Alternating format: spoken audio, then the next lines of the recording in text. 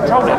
So that's the medical issue. So there's the answer. So if you go to religious, there's an oxymoron there. There's a complete conflict in the argument between the two.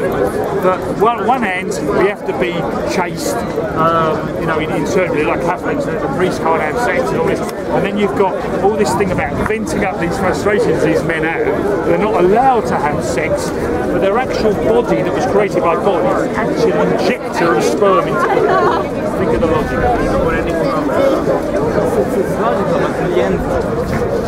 Hello, mate. Alright, mate, good to see you. Sweet. Is that you on the internet? Are you on there? Well, I've been on the internet. No, I did see you on there. Arsenal. Is it Ian? Yeah, sweet. I'll pick you up next. I'll pick you up next time. Yeah, I wasn't sure though. Nice one. How you doing? When you think about as a whole, the idea of being created from nothing, living for 90 years. If God created us as a semen injecting machine, we should allow it. Well, we can move up a bit. Why is it against the laws of this God to stop us procreating with every single one we find? Because technically, that's what the body structure technically can do. Society stops us doing it because it's evolved. Let's be honest, go back to Roman times. Why do you think they had Roman orgies? Why do you think we have swingers clubs in this society? Because men cannot necessarily be monogamous. So monogamy, again, is a control of man to make sure we have what we class as a reasonable structured society. So it's not God that's done that, it's society that's brought us to that control mechanism. I don't go and rape every woman that I found attractive here this afternoon. Yeah, but why did society do it? They have a purpose, right? Society does it. And my society, the purpose... Not God, humanity's done it. Not only humanity, there are other purposes. Like from a medical view, you would say that STDs are common in these countries. Another societies, they would care about heritage, for example. So it depends on the society.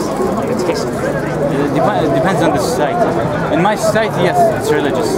In your society, it's probably STDs or heritage or whatever. Where would you be this afternoon if didn't come from, say, Saudi Arabia, and you were born in the back streets of Brooklyn to an Italian Catholic family? Which discussion do you think we'd be having now? I can't answer a question if I wasn't. Is that fair? It would be different. And if I was born where you are, I accept I might be talking like you are, and that's what makes the fragility of the whole argument. For me, that's why I don't think there is a God, because I think we're just the sum of our parts. That's what we are. Because if it was so uniform that there's this God controlling this entire planet, one he'd have designed it better, so there weren't people starving on things that was all burning up. Secondly, why would half of China be worrying about Zoroastrianism and not worrying about Islam? So everyone would know one of these religions is right. Well, the world, you can find this. There's 2,500 gods in the world that people believe in. So I don't believe in any. You believe in one, so we're almost together because we're only one God out. Because there's 2,499 gods that you don't believe in. So you see the issue where I am. You ask me a question, I'll give you the answer. But the thing is, they still find a gap in atheism. But the gap that will never be filled. You don't need to cement the gap with a made-up story. You need to fill the gap up with something that eventually might evolve as an answer. The issue for me is we as a society have to know. We have to know why. This is what we are. I agree, because that's why people go to university. They want to learn. I get it. And I respect you, because you also argued very intelligently.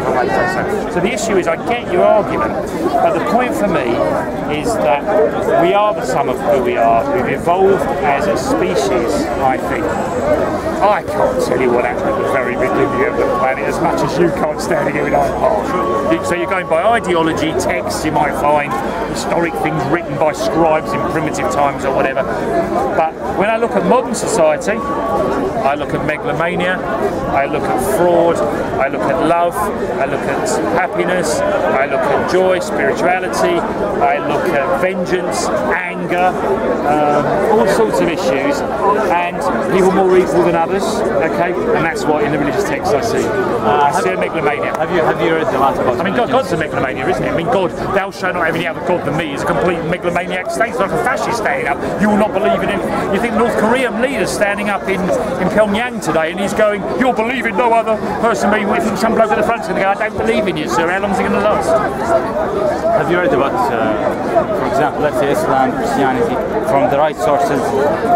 Like from Have I read Christianity? I've got a degree in Christianity. Christianity. What do you mean? No, I mean, have you read the Bible? I know all about the body and blood of Christ. I can speak Hebrew as well. I've read the whole Old Testament, so I know all it. What I'm saying about Islam, which is also a new thing, which is why I've come to debate with you, it's not an issue. I'm not standing here as an arrogant saying, oh, I know about Islam. I'm not. I understand quite a lot about Islam, and I've learned a lot about it. But the issue for me is not about Islam. I'm not talking about Islam. I'm talking about religion in general. Yeah. Because the concept of God. The point of our first conversation wasn't about Islam. God is a concept. Well, to me, God to me is a concept made up through these religious ideologies, which have now transferred into modern times as tribalism. So whether you're wearing the Arsenal shirt today or the Man City shirt at the Emirates, or whether you're wearing the Muslim beard or the Jewish things like this, or I'm standing like the old secular with the jeans, or he's standing with the secular with the camera, we're tribals. We're tribes. The only difference with me being in my tribe is when I leave here, I don't worry about it. I'm just an atheist. I don't go, hello everyone, I'm an atheist. I just go into normal society when I leave it. I don't prostrate myself. I don't pray. I don't have a praying list. I've got to pray by sunset and all that. So I don't have that within my life. I don't feel I'm losing anything in my life, and I'm being true to myself. But if people want to do that, then do it. And I'll tell you what's interesting with all this debate. This is why we have to respect everybody's beliefs. We have to respect that we're in this country, that we can stand here and talk about this. I do get it, and I'm glad I can have a conversation with you, because in some countries I wouldn't have been able to do this. Is these religions, especially here, are allowed to flourish in a secular democracy.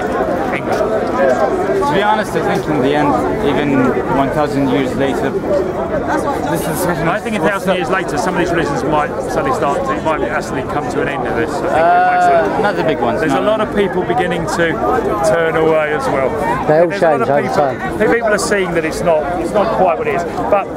But when someone like you comes and says, I believe this, then I don't have an issue. Like I did with him, I respected him. He said that God had come to him or whatever. Now, I could have been horrible and laughed about it. I didn't laugh at that because he believes that happened to him. I mean, I could go for all different reasons why he might have thought that, and that would be unfair. So, you asked me to be true to myself, and you've been true to yourself. So that's my answer. Thank you very much. Thank you. Enjoy the conversation. Thank you very much. Thank you. Thank you.